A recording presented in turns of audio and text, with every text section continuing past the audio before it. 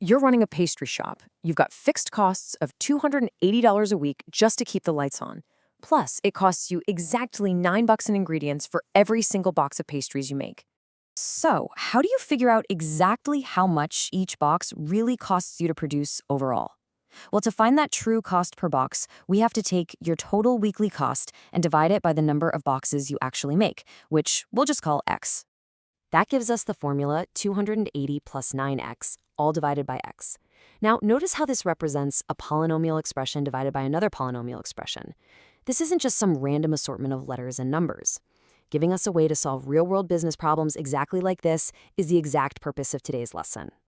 By the end of this explainer, you're going to understand exactly what a rational expression is, the core rules for simplifying them, and how to apply these formulas to real-life math scenarios. Let's dive right in and define exactly what we're working with here. A rational expression is simply the quotient of two polynomial expressions. Put simply, it's a fraction, but with algebra. And the great news is, just like the regular numerical fractions you learned about way back in elementary school, we can apply those exact same fraction properties right here to make these algebraic fractions totally manageable. Now that we've got the basic idea down, let's look at the formula for simplifying these fractions so they're actually easy to work with. There are two golden rules you need to follow here. Step 1, factor the numerator and denominator.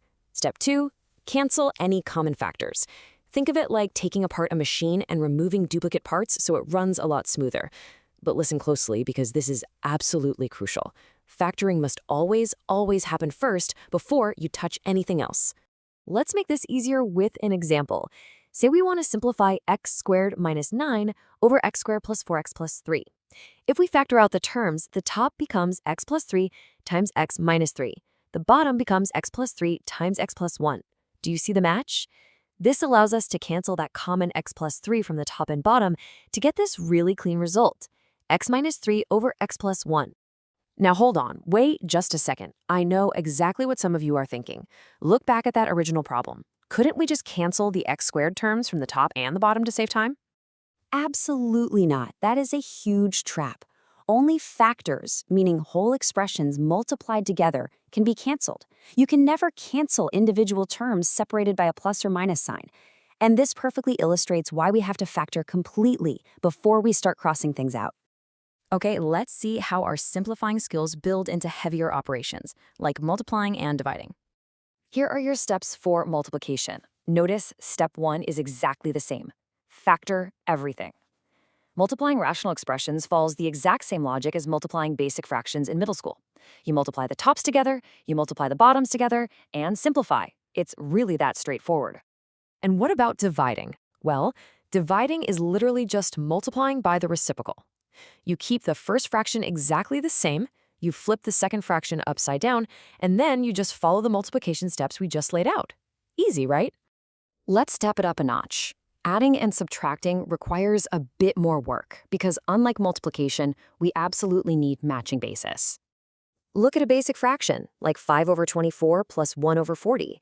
You can't just add them up, they need a common denominator of 120. Algebraic fractions operate by the exact same rules. If you have 5x over y and 6y over x, they need a common denominator like xy to be added together. So here's our protocol to guide you through. Step 1, factor.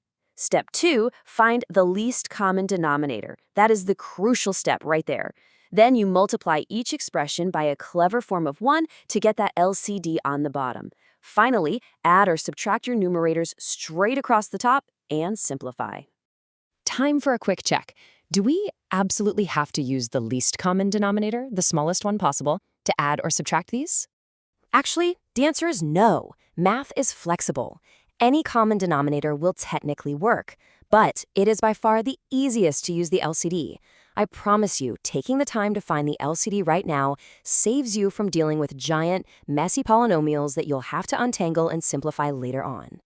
We have officially arrived at the final boss of the lesson, complex rational expressions.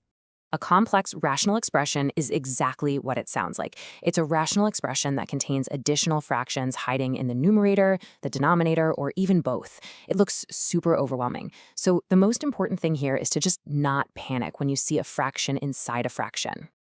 We are going to break down that overwhelming visual into methodical, bite-sized tasks. Step 1, combine the entire numerator into a single fraction. Step 2, do the exact same thing for the denominator. Step 3, rewrite that giant dividing line in the middle as a standard division symbol, and then just divide like we practiced earlier. So can a complex rational expression always be simplified? Yes, it absolutely can. By tackling it piece by piece, you can always rewrite it into a simplified, manageable expression. It's just like solving a giant puzzle. Before we finish up, let's summarize the key points we've mastered today. Remember, factor first, before anything else.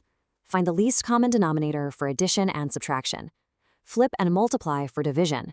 And simplify those complex fractions step by step, piece by piece. I want to leave you with a practical problem to prove you now have the tools for real-world algebra applications.